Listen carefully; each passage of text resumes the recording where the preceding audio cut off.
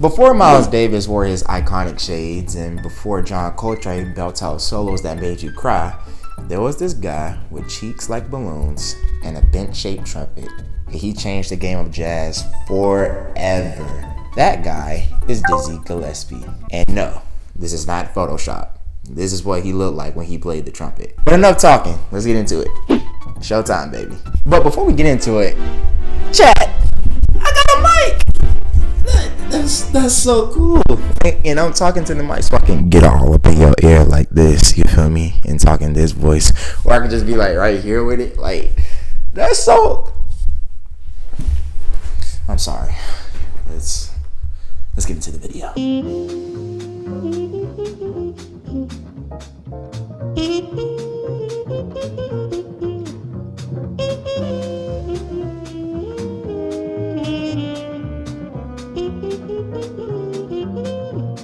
The trumpet legend, fully named John Burks Gillespie, was born on October 21st, 1917, in the gritty lands of Terrell, South Carolina. Now, Mr. Gillespie became a world-renowned trumpet player, but we both have something in common. We're both black, and we both grew up poor. Only thing is I'm still broke. Although Gillespie grew up poor, he had a hard-working father who was already in the world of music, and he brought his son into the world of music as well, as little Gillespie picked up both the trumpet and trombone at a very young age. His true success, as we all know, came from playing the trumpet. His sound was reminiscent of his idol at the time, Roy Eldridge, who was another amazing trumpet player. Future video idea? Perhaps. His musical career began when he played in Frankie Fairfax's band in Philadelphia, until he was hired for his idol's former position in the Teddy Hills Orchestra in 1937. Gillespie's career only went up from there, as he played in numerous bands, including ones with Gabe Calloway, Ella Fitzgerald, Earl Hines, Duke Dennis, Duke Ellington, and Billy Eckstine.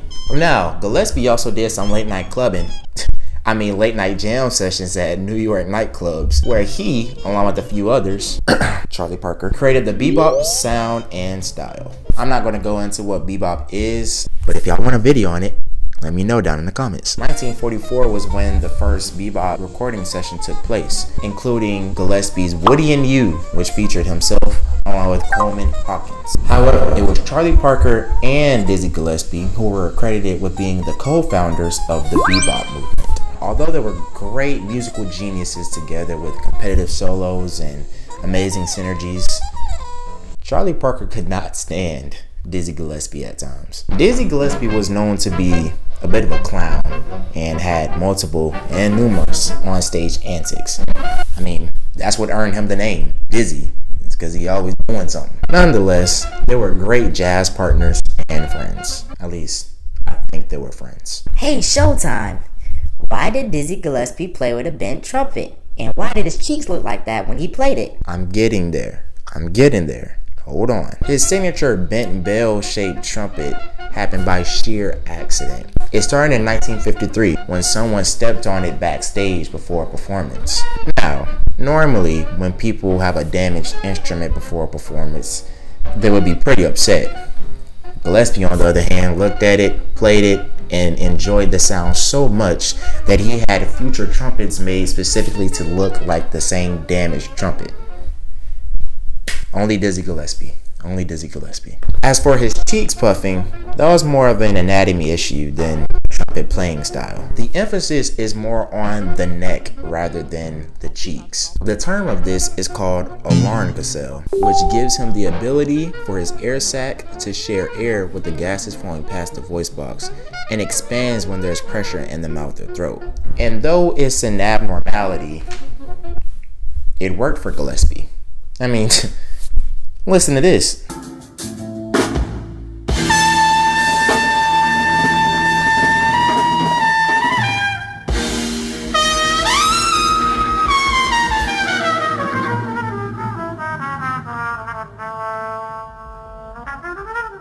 Dizzy didn't just stop with bebop. He went on to create Afro-Cuban music and integrated it into jazz with the help of conga drummer Chano Pozo. Around this time, specifically the 1940s, he went on to create bangers like Manteca, Guacho Guoro, and my personal favorite, A Night in Tunisia, which adapts this cubop style.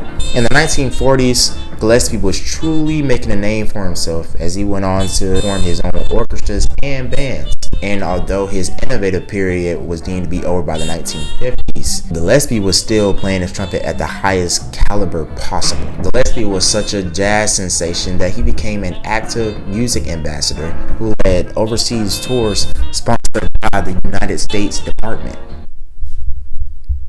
Insane. As he traveled the world playing his 45-degree angle trumpet with his BBL cheeks, he shared his knowledge with other young trumpet players in his goofy, very goofy, yet sincere way. Gillespie's bag of music runs deep, like really deep. In fact, his greatest bebop hits of all time include ones like Woody and You, Salted Peanuts, Con Alma, Groovin' High, Blue and Boogie, and once again, my favorite, A Night in Tunisia. Not only were these his greatest hits, they all became jazz standards that numerous bands play to this day. Sadly, he passed on January 6, 1993. But the impact that he left in the jazz world and the music industry is one of the many reasons why he will go down as one of the greats. In fact, one of his proteges includes Arturo Sandoval. This guy.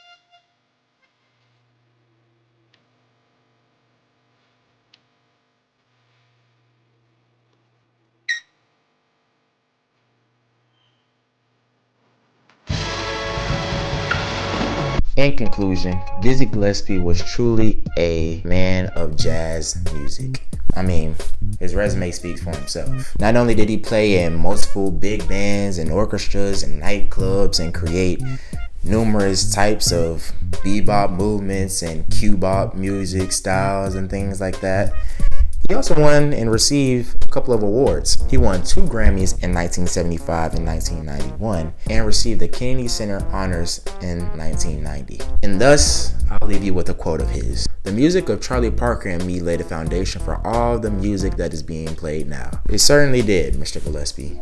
It certainly did. If you guys like this type of video and content, let me know who I should do next. It doesn't even have to be a jazz artist. It could be R&B, hip hop, pop, K-pop, a group, you know, anybody.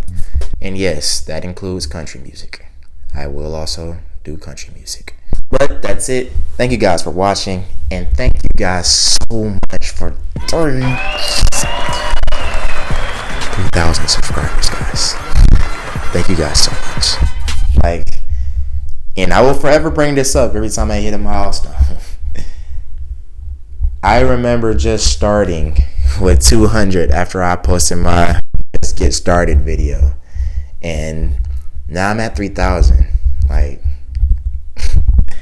cannot thank you guys enough for everything that you guys do and the support, the comments, good and bad. I'm thankful for it all. Thank you guys so much. You're truly making a dream of mine become a reality. But that's it. Thank you for watching. And if you're new, subscribe. Come join this community of positivity, love, and music. You won't regret it. Love you guys. See y'all next time. Showtime. Signing out, baby. Yeah.